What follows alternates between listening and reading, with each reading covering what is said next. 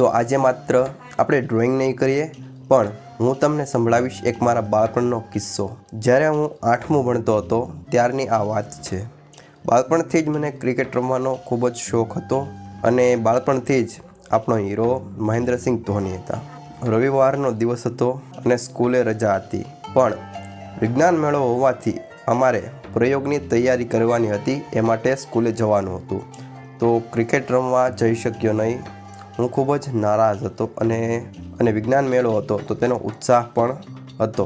તેથી હું સ્કૂલે ચાલ્યો ગયો. બપોર થયા અને બધી જ તૈયારી થઈ ગઈ હતી. અમે પાછા ઘરે આવ્યા, પણ ક્રિકેટ રમવા જવાનું બાકી હતું.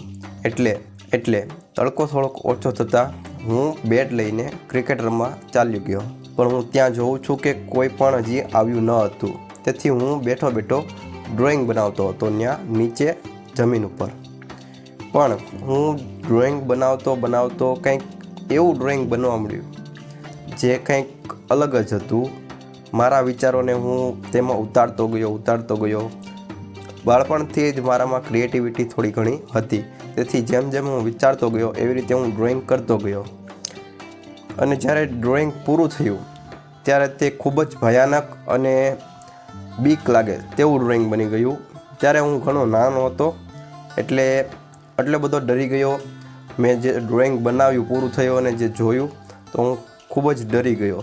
અને આજુબાજુમાં જોયું તો પૂરા દરિયા કિનારામાં આજુબાજુ કોઈ ન હતું.